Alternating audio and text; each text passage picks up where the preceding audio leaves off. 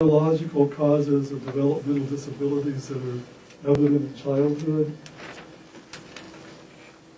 Developmental disability as a general category is actually the one thing that is defined by scores in the psychological tests. Although there's a lot of rhetoric about diagnoses and other kinds of pathology being based on your deviation from the population mean or something. The only thing where that's actually entirely true is with developmental disabilities, where if you're more than 2 standard deviations below the population average, you're developmentally disabled. If you're above that, you may be slow, but you're not developmentally disabled. That idea of IQ only being restricted to classroom performance and educational performance actually sort of changed in the last few decades, in the sense that what people took another look at was that the measures of life success were generally very poorly calibrated and had lots of measurement error. And people did reviews and recalculations of this literature and showed that if you took the error out of both IQ measurement and measurements of success, the correlations were probably actually quite high. And what the error on the success side means is well, first of all, it's just like, what do you even mean by success? We don't have any consensus about what we mean by that.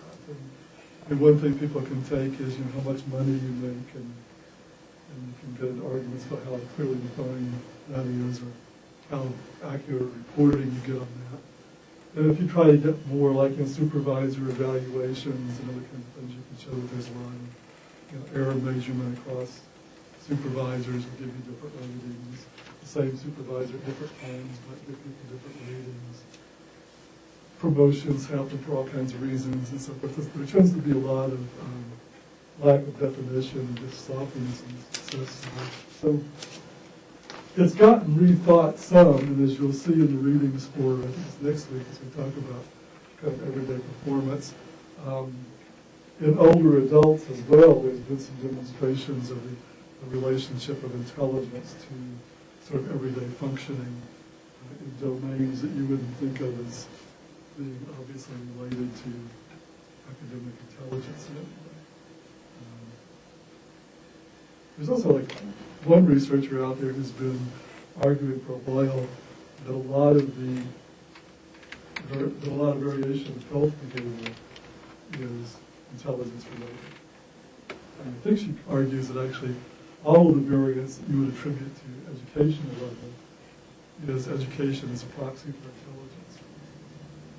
I don't know that her point of view is taken off, but it's another thing that may be close to some of your hearts. I'm sorry. Oh. Okay, never Can't think of her name. Lisa something. That's not big deal, is it?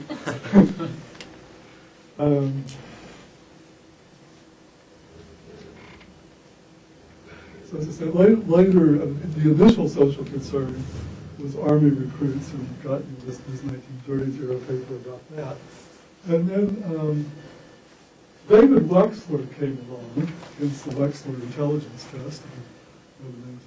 Originally the Wexler Bellevue, because when Wexler first got intrigued with this question, he was in the psychiatric units as a psychologist, not as a patient. Some psychologists did end up in psychiatric units. Not David. So it's not a totally trivial comment. And in a somewhat parallel way, what Wexler was actually sort of wrestling with was that you had a lot of people who were odd in different ways, and that some of them, and also that some people responded to the treatments of the time. This is pre-psychotropic meds. Treatments of the time were some combination of various kind of talking and social milieu therapies and locking people up and giving them cold showers and restraining them in different ways.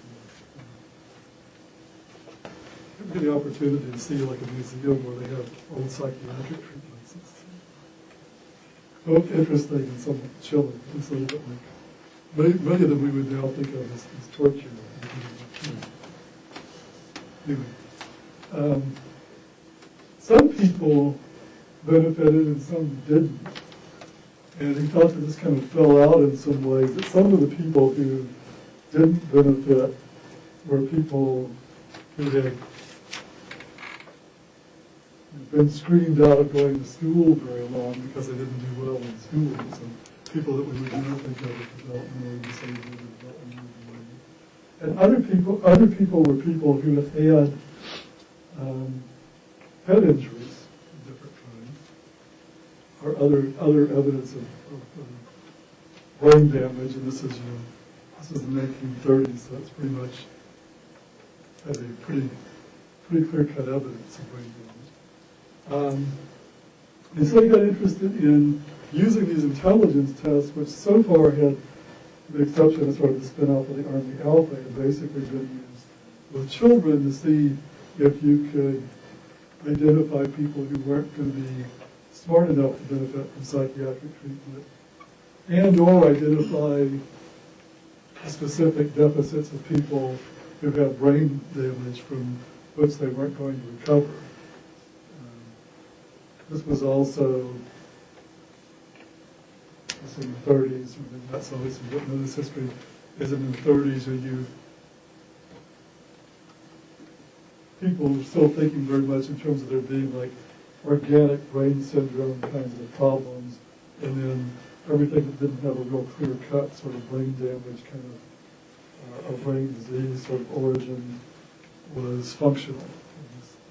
We would divide all that stuff up differently, because this was before we knew much at all about neurochemistry, and so all the classifications of things as biological mental illnesses that are based on neurochemical distinctions didn't exist at that time. So we're talking very specifically about brain injuries and brain damage.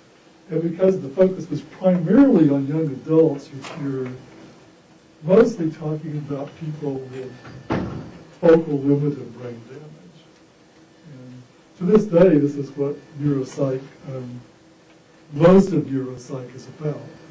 Geroneuropsych is, obviously focuses on more pervasive brain disorders like Alzheimer's disease, but a lot of neuropsych is still about helping to identify the location of more discrete focal brain damage and the functional, intellectual results of that focal brain damage. And so you're making a connection.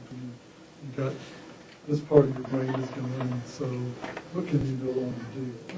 As opposed to this part of your brain is going, what can you no longer do? And this is still like a major theme, and certainly one of the ways that intelligence is clinically meaningful as a construct in later life, and one of the reasons that we're interested in understanding normal intelligence in later life is that you want to be able to distinguish normal aging changes, assuming that they exist, of course, from the changes that are associated with brain diseases like Alzheimer's disease and strokes and Parkinson's disease and so forth, which is harder because they're not focal, and you often, nor do they, except for large strokes where you see the onset pretty clearly. With most of the disorders that affect people for the first time in late life, you don't have a very clear-cut onset, and you certainly don't have really clear-cut relationships.